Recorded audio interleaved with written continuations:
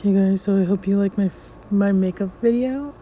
First I took a clay mask and I put that on my face. Sorry if you hear like a background noise, that is my air conditioner because it is so hot in here. I'm not going to turn it off.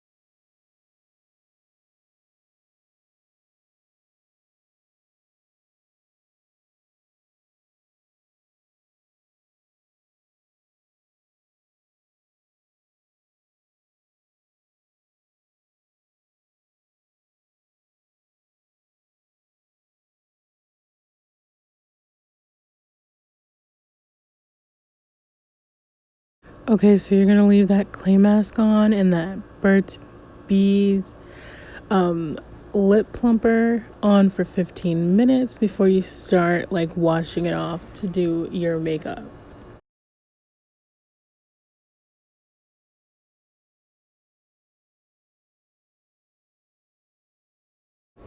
Okay guys, so what I started to do first was my eyebrows and shaping them with this razor. I don't know what it's called, but yeah, I shaped it and then I started to color them in. Okay, so I'm using this thing that I got for Christmas and I've never used it before. So I took like a darkish greenish, almost blackish color, and then I blended it with a cream color, which you see right now. And then I ended up showing you, but I don't know why I didn't like do that when I was putting the colors on. But yeah, I pointed out the greenish color and then the cream color. Okay, now I'm going to add in my eyeliner. I don't usually use eyeliner, but I did today. And then after that, I'm going to put on like a highlight underneath my eyebrows. I usually do the highlight before I put on the eyeliner, but I wasn't really thinking this day, but it all came out good.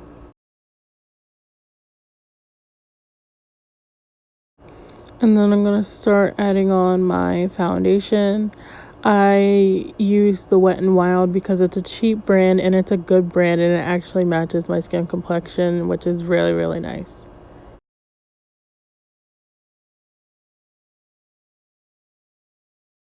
Okay, so now I'm going to start in my contour, putting the dark in between my cheek and my jawline, and then putting the concealer on after underneath my eyes, in between the parts that I put on my nose and on my forehead, and yeah.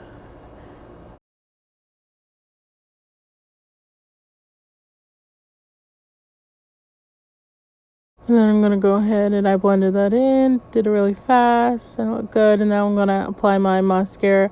I forgot to push the record button for the top lashes, but I did do the bottom lashes. And then I use a CoverGirl powder foundation to rub on after I had put on the liquid foundation. I don't bake my face because I don't feel like there is a point to baking your face. The only thing you should bake is something you put in the oven, not something on your face.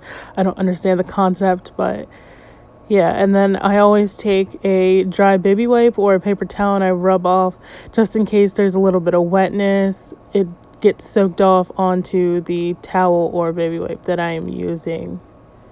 And then to get my lips ready, I will wipe off anything extra and then I will put on a sugar scrub. I have a mint sugar scrub. I really, really love it. You can lick it off if you want, but I don't usually tend to like lick it off because I feel like that's weird.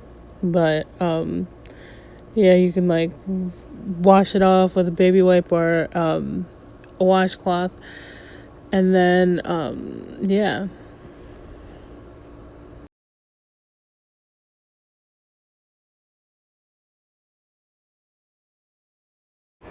Okay, so now I'm just adding on chapstick, and I usually put on chapstick, wipe it off, put it back on, wipe it off, just in case if there's any sugar still left on my lips that I had forgotten, so that it doesn't get in my final product when I put on my lipstick.